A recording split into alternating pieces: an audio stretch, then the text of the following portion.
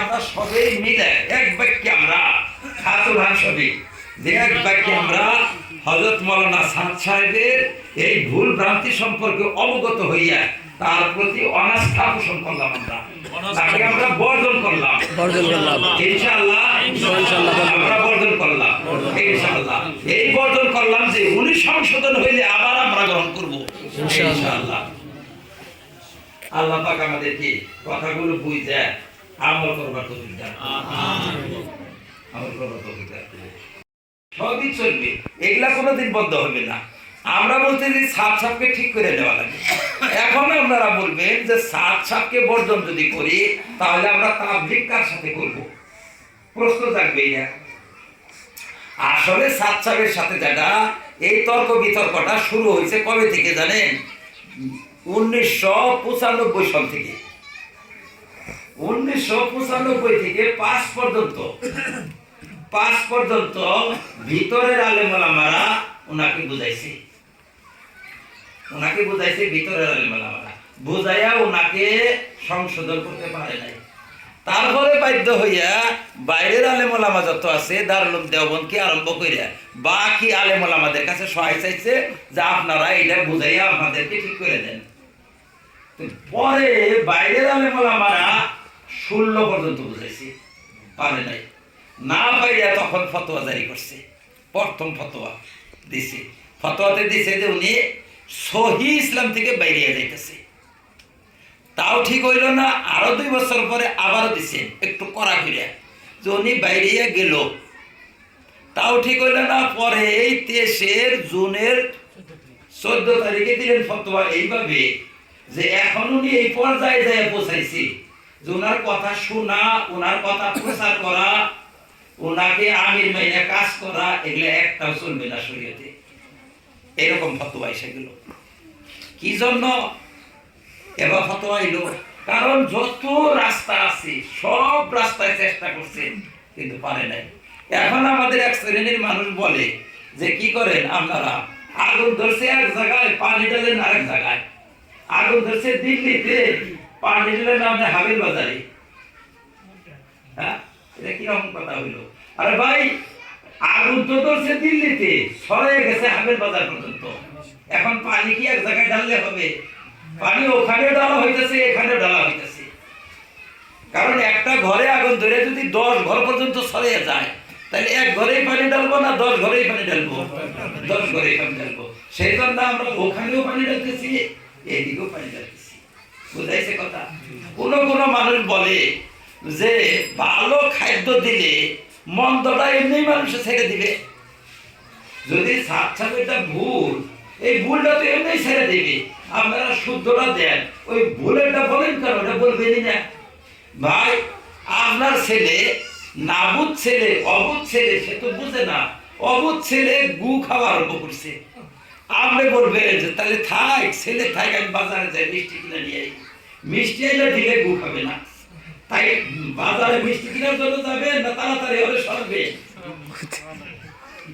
তাড়াতাড়ি ছেলেকে সরাবেন না মিষ্টি কিনবার যাবেন?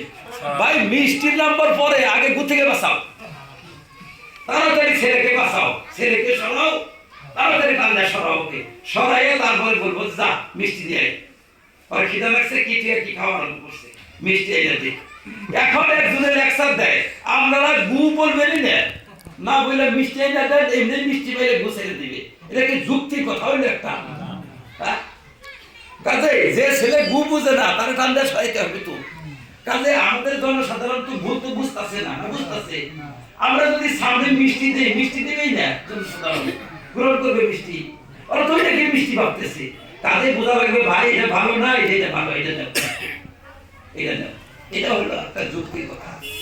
এখন কিছু মানুষের প্রশ্ন করে যে, কিছু আলেমদের প্রশ্ন যে এই জামাতের মধ্যে আলেমী শোনার লোকের সাথে আমরা চলাফেরা করে দেখছি, ওদের মধ্যে যেরকম ভুল আছে এদের মধ্যে তো কিছু ভুল আছে। দেখি আমরা ভুল আছে। তার জবাবে আমি বলছি, দেখো ভাই, একই বাগানের মাছ, গন্ত দুটার মধ্যে সমানই। এটা তো নতুন বাগান ঠিকানি নেই। আমরা উঠাইয়া, আমাদের তাকে উঠাইয়া আনতেছি, একই বাগানের মাছ। একই পানির মধ্যে থাকছে, যার কারণে ওর শরীরে যেরকম গন্ধ আমাদের আল্লাহর সোলাতে যারা আছে ওদের শরীরে গন্ধ, কিন্তু আমাদের বাগানে কিছুদিন থাকলে এই গন্ধ থাকবে না। বুঝাইছে কি? ইনশাআল্লাহ থাকবে না, কারণ মানুষটা আসতেই যে ঠিক হয়ে যাবে তা তো ঠিক হবে না।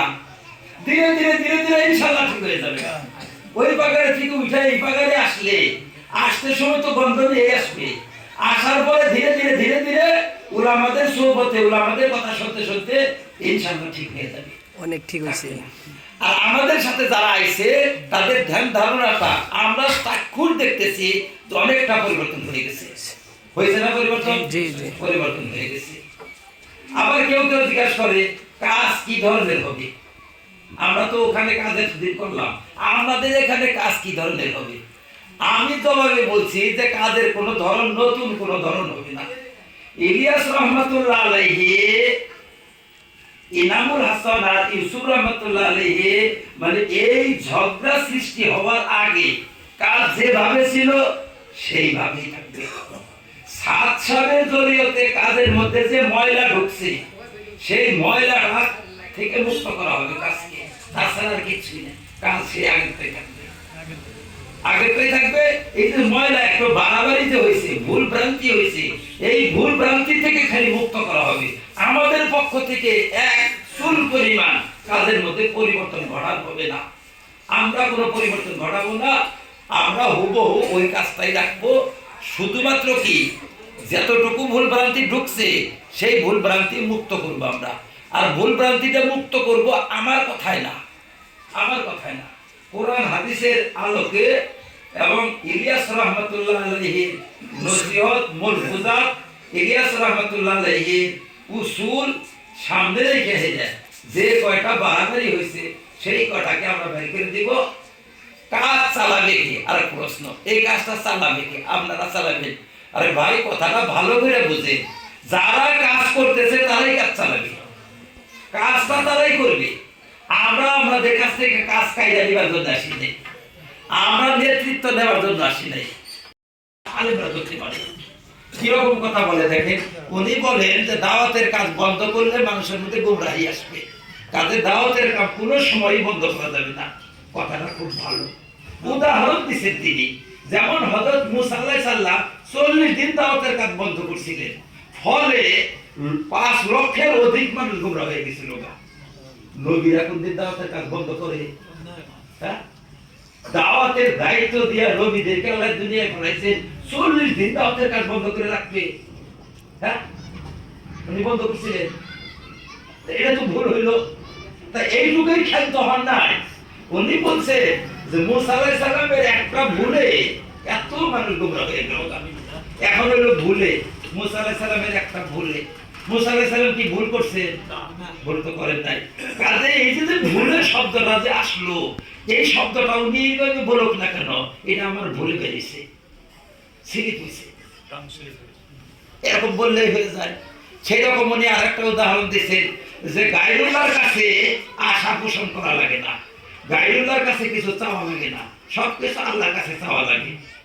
গায়রুল্লাহর কাছে চাইয়াই তো হযরত জাকারিয়া আলাইহিস সালাম মারা গেলেন,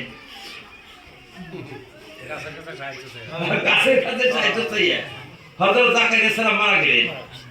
এই ভুলটা কইরা, তাহলে ভুলটা কার উপরে দিল? নবীর উপরে ভুল দিল। এই ভুলটা কি দেওয়া যাবে? না, ভুলটা তো দেওয়া যাবে না নবীর উপরে। নবী যা কিছু করে আল্লাহর হুকুমে করে। এখন যদি বলে যে উহুদের ময়দানে যাওয়া আল্লাহর রাসূলের ভুল হয়েছিল, ওখানে না গেলে তো দান ভাঙতো না। আরে যাওয়া ভুল হয়েছিল, রাসূলের যাওয়া তো ভুল হয় নাই, যাওয়া শুদ্ধ, শুদ্ধ না?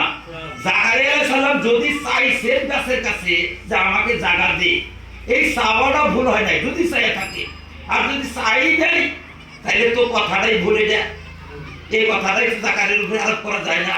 এখন প্রশ্ন হইল যে হযরত জাকারিয়া কি চাইছিলেন গাছের কাছে? এই যে ঘটনাটা, এই ঘটনাটা ইসরায়েলীদের বর্ণনা।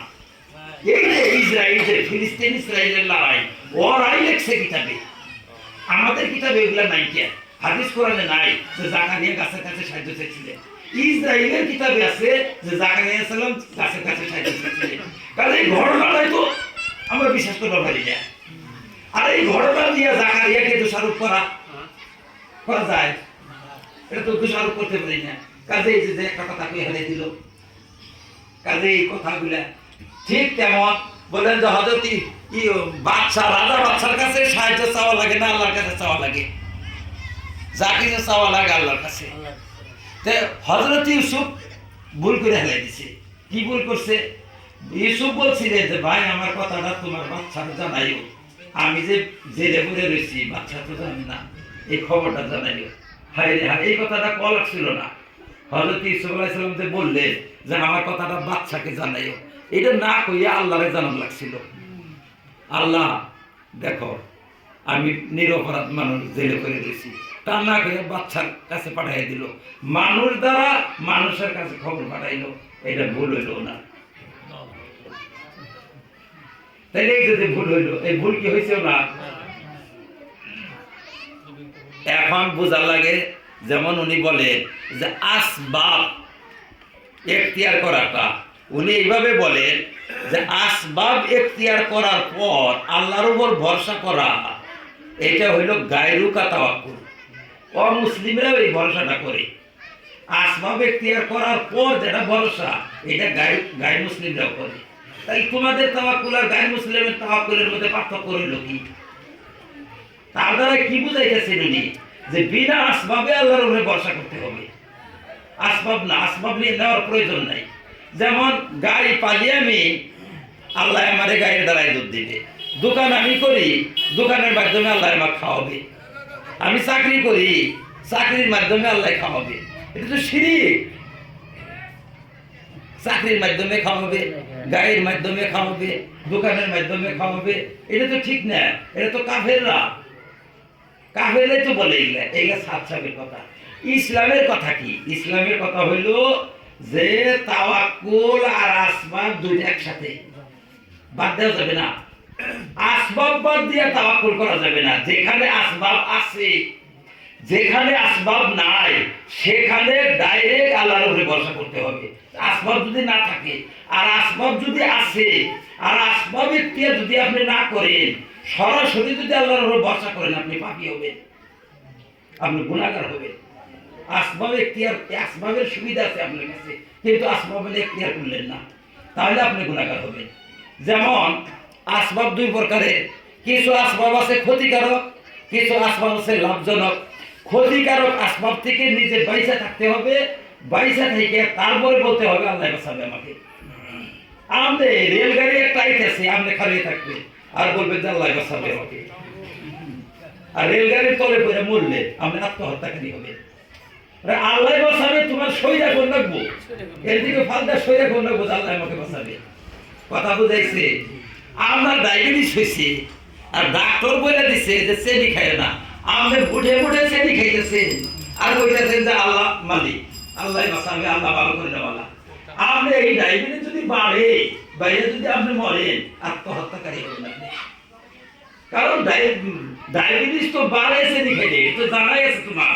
কে চেনি খাইলে তুমি? চেনি খাওয়া যাবে না। কাজে এটা হইলো খারাপ আসবাব। ভালো আসবাব